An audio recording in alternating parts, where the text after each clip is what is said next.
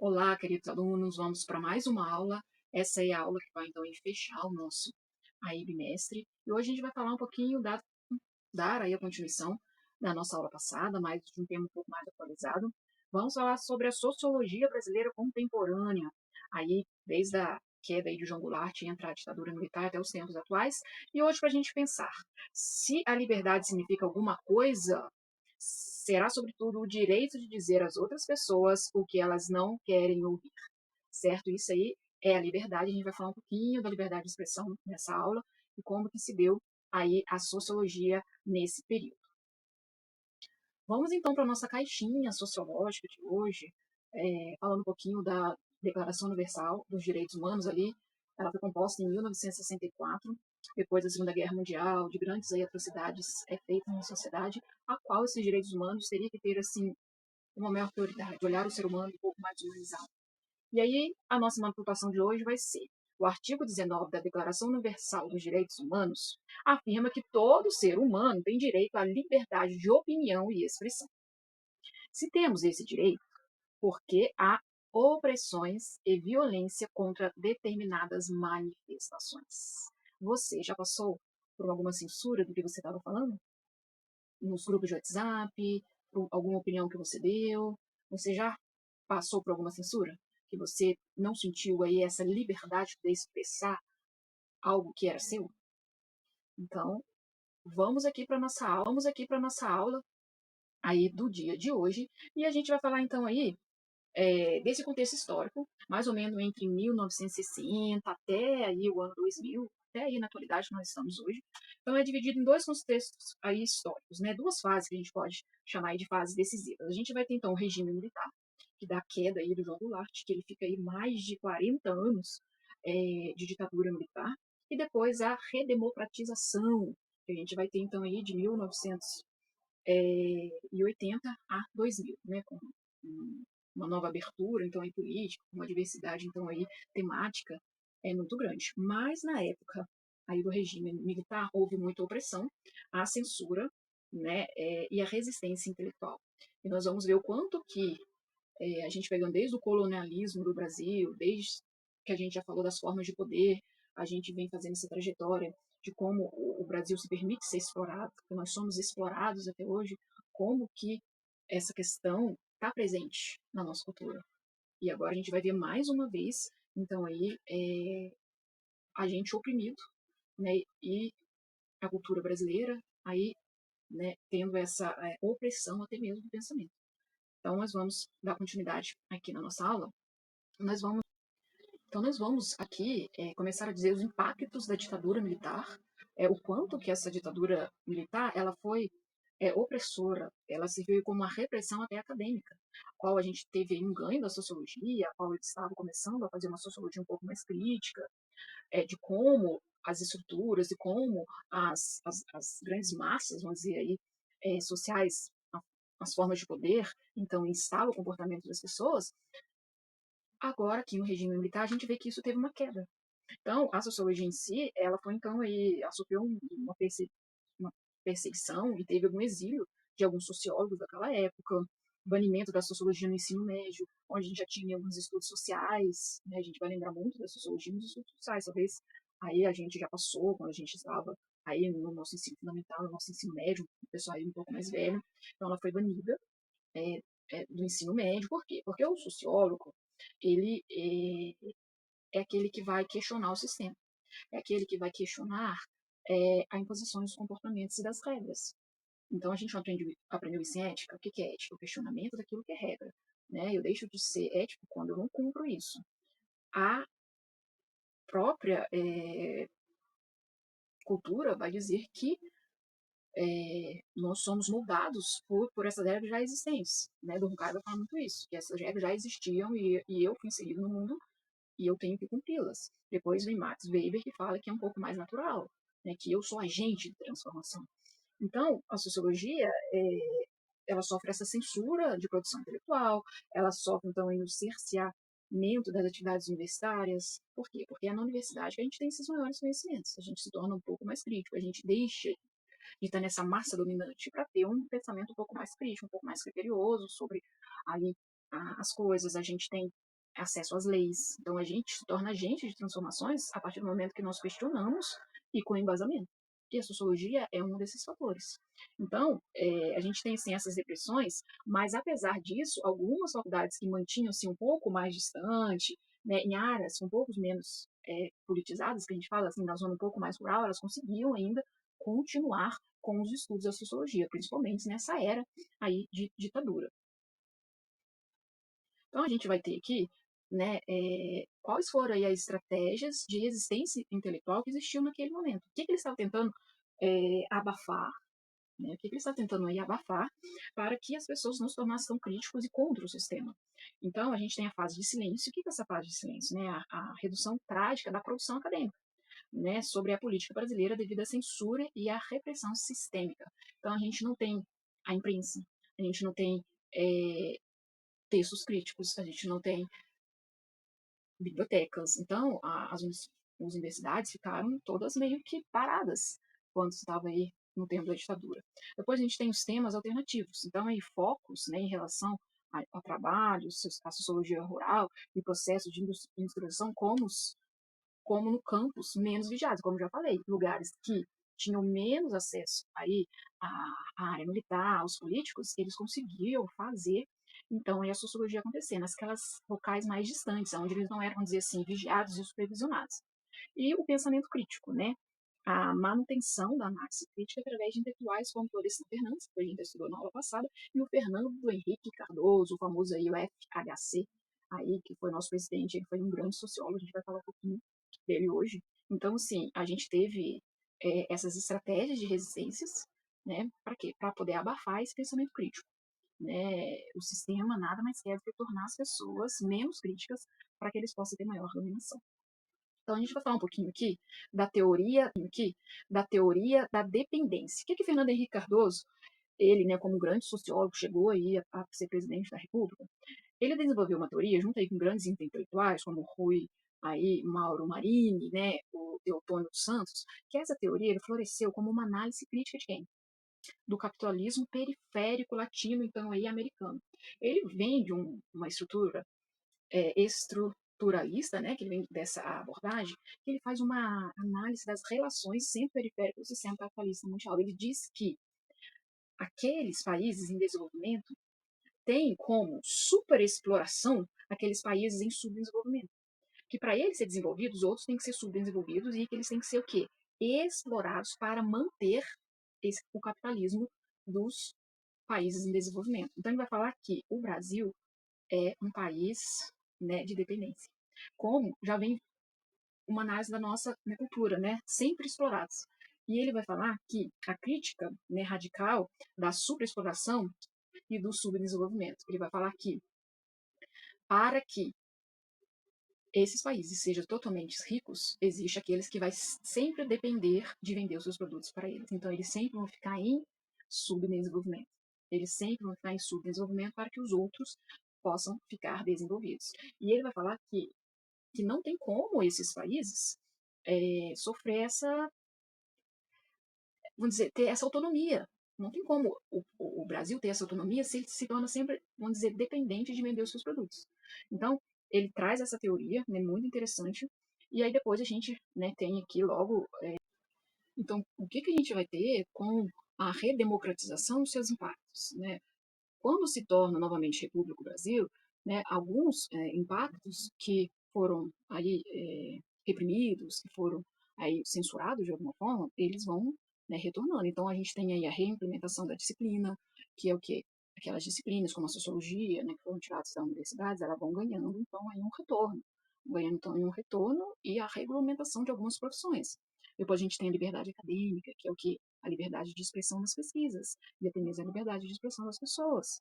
E depois a gente vai ter, então, aí a diversificação temática. O que é isso? É a expansão significativa dos focos de investigação em sociologia. Né? A gente começa a ter novos conflitos sociais, a gente começa, então, a ter uma política um pouco mais corrupta. Então, aí são o quê? São temas para a sociologia, então, aí trabalhar. E aí a gente vai ter, então, aí novas formas de se fazer a sociologia. Por quê? Porque a gente começa a ter os movimentos sociais. O que são esses movimentos sociais? São aquele pessoal, são aquelas pessoas, são aqueles que, de alguma forma, durante a ditadura militar, foram reprimidos, foram deixados de lado, foram dadas uma certa censura. Então, a gente vê aí muitos movimentos feministas, a gente vê muitos movimentos sindicais, que são as profissões, a gente vê aí muitas pessoas lutando por seus direitos. Então, a gente vê aí a Declaração Universal dos Direitos Humanos ganhando um pouco mais de força. Outras novas temáticas de pesquisa para a sociologia vêm que, então, o gênero e a raça. Né, o gênero, né, como que a sociedade vê a mulher, como que a sociedade vê o homem, porque o homem tem sempre aí uma questão de poder sobre a mulher. Então, essa intensificação dos debates sobre o gênero, homem e mulher, e a igualdade, então, aí do gênero. E a gente também vai ver que a urbanização e a violência, que as pessoas vão para metrópoles, as pessoas enchem, então, aí as metrópoles, e a gente tem o quê? A violência, a criminalidade, a pobreza, a desigualdade, inúmeros aí pessoas vivendo à margem da sociedade com condições mínimas de sobrevivência. E a gente tem uma e nós vamos ter aqui aí um dos grandes problemas sociais que foram inseridos no quadro da democratização, que vai ser então aí a política corrupta do nosso Brasil. Aí a gente tem a famosa música aí dos anos aí 80, 90, né, de Renato Russo, que país é esse? E aí a gente vai ter aí uma corrupção que não é transparente, uma corrupção que muitas vezes aí vem aí de estruturas sociais, aí como a imprensa e aí a mídia, de uma certa forma, também como uma forma de dominação. E a gente vai ter, então, aí o patrimonialismo brasileiro, que a gente já falou um pouquinho na outra aula, de tornar aquilo que é público, privado, meu, somente meu. Né? Então, a gente vai ter aí essa configuração aí de problemas sociais aí no Brasil, né? Os desafios da nossa política, infelizmente, corrupta. E aí nós temos aqui as transformações globais. Não tem como nós falarmos, né, que do bem-estar social sem falar da globalização. O que essa globalização vai, então, aí nos impactar? A globalização nos impacta de todas as formas. São novas formas de quê? De controle social, são novas formas a qual cada sociedade está se estruturando. Então, essa globalização, que a gente vai falar do tecnocentrismo, que a gente vai falar da tecnologia, a gente vai falar da era industrial, que agora já é mais da inteligência artificial, ela vai falar que essa integração econômica mundial e seus aspectos na sociedade, então, brasileira, como que impactou, né, as reformas neoliberais, né, como o Plano Real, transformação, então, aí, das estruturas econômicas e as questões sociais. Que a globalização, a cultura do Brasil sempre sendo uma cultura explorada, né, vem aí as questões sociais, que é o desemprego, o crescimento agravante da pobreza, a partir de quê? De 1995, uma base muito bem atual. Então, a discussão sobre o papel do Estado na proteção social se intensificou diante das novas realidades econômicas. Qual que é aí o papel do Estado? Qual que é o papel do governo? Qual que é o papel aí das políticas públicas para as, os problemas sociais, as demandas sociais que nós temos? E aqui nós vamos falar aí a sociologia na redemocratização. Que importância tem a sociologia nessa redemocratização de 1980 ao ano 2000? É um processo, então, de abertura política iniciado, então, na década de 80, que marcou uma nova fase da sociologia. Então, aquela sociologia que estava reprimida, aquela sociologia que estava escassa, estagnada, ela começa a ter um novo olhar. E esse novo olhar vai ser para os problemas sociais, então, aí, que o Brasil se encontra. Então, essa reimplantação da disciplina, então ela vai ter novamente a disciplina, né? A gente trabalha aqui no Brasil muito na sociologia crítica. Então, a gente tem aí essa sociologia, a qual a gente tem sociologia dos estudos sociais, alguns ali vão estudar história, depois a gente tem sociologia ali no ensino médio, depois a gente tem sociologia dos cursos superiores, né? Então, ela é regulamentada. Né, e a liberdade de expressão foi o que é novamente restaurado, não só nos meios, vamos dizer, acadêmicos, de pesquisa, mas a liberdade de expressão da própria imprensa. Então, a liberdade de expressão das próprias pessoas. E a gente vai ter essas novas temáticas. Os sociólogos expandiram seus focos de pesquisa.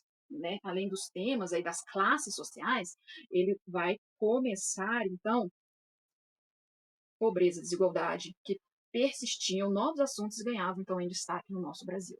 Um Brasil totalmente explorado, com o aumento das metrópoles, e um país, uma pobreza extrema, uma desigualdade e a criminalidade. E ele vai, então, ele começar, né, ele não, a sociologia, ou começar, né, ele não, a sociologia, os sociólogos dessa época, ele vai ver que nasce, então, esses movimentos sociais, né, esses fortalecimentos, né, desses movimentos sociais, para quê? Para ter voz, para ter vez, para ter autonomia. Então, o povo, né, eu lembro lá de Max Weber, né, ele vai falar sobre o povo ser agente. O povo não ser mais passivo e aceitar as regras, mas o povo ser agente como um povo empoderado. Um povo que é agente de mudança. Um povo que grita. Um povo que não está aí para cessar os seus direitos, que vai atrás. É um povo que quer ter autonomia, quer ser agente de transformação. Então, a gente tem esses movimentos, os sindicalistas, os feministas, os direitos humanos, e abre novamente essa questão aí de gênero e raça, né, a mulher, né, as relações raciais no Brasil. Então, assim, superando essas análises históricas, que a gente vai ver que no Brasil, infelizmente, se tornou, né, uma psicopatologia social. Então, a gente vai ter, aqui a gente só vai ver aí, né, retomando novamente aí é, os impactos da redemocratização, que são que o surgimento dos movimentos sociais, né, aquele povo que lutava pelos seus aí direitos. Então a gente vai lembrar muito de Max Weber, a gente como agente transformador aí da sociedade, a gente que luta por ter voz, por ter vez, por ter autonomia. Então a gente vai ver aí esses movimentos sociais, depois a gente vai ver aí as novas temáticas, né, que o campo da sociologia, então aí ele deixa de ficar só nas classes sociais e vai então aí, né, buscar novos campos de destaque, como a gente vai ver a igualdade de gênero, como a gente vai ver a corrupção brasileira, como a gente vai ver a desigualdade entre as raças, todas as coisas que mais para frente a gente vai ver em psicopatologias sociais.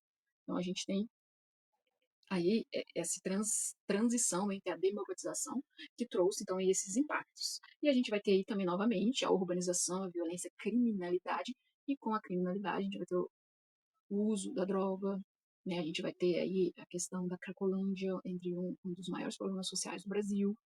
Então a gente vai ter então aí a política e a corrupção, que também nós não sabemos para onde o nosso Brasil está caminhando numa terra sem lei, né? Nós não sabemos se é o Supremo quem dá as leis, nós não sabemos se são os deputados, estamos todos confusos. Então, tudo isso, gente, gera então aí no brasileiro algo que nós podemos então aí chamar de. Então, o que, que nós vamos ter? Né, os impactos aí da globalização. Que a globalização, elas vem então aí causando de mudança no nosso comportamento. O que, que é aí a tecnologia, o que, que é a industrialização, a informática, a internet, as redes sociais, os influencers, dito até o que nós vamos comer, o que nós vamos vestir, impactam no nosso comportamento. Então, a gente tem esse aceleramento da globalização também como uma forma de um estudo dentro da sociologia. E daí a gente vai ter, então, novas formas de fazer no estudo social. Daí que nós vamos começar a analisar o quanto que tudo que nós estudamos em sociologia até o presente momento vai nos levar aí a psicopatologias sociais. Então, a gente estudou a introdução à sociologia, que é o estudo, então, aí, dos indivíduos, no coletivismo, na sociedade.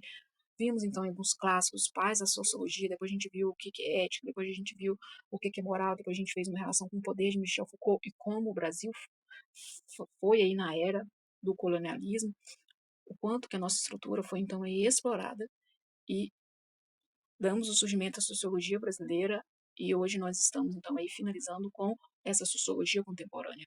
Como que o Brasil está? E aí nós começamos a observar que esses fatores sociais, esses fatos sociais, esses conflitos sociais geram nas pessoas psicopatologias sociais. Nós somos biopsicossociais. Os nossos transtornos emocionais não é só de natureza biológica ou individual. Elas também têm uma natureza social, uma natureza coletiva. E aí nós vamos trabalhar no nosso segundo bimestre das psicopatologias sociais. Certo? Deixo aqui para vocês as nossas. Então, essa foi aí a nossa aula. Deixo então aí para vocês aqui as nossas referências. E semana que vem eu vou deixar a nossa revisão para aí a nossa prova que vai até a aula 7. Até!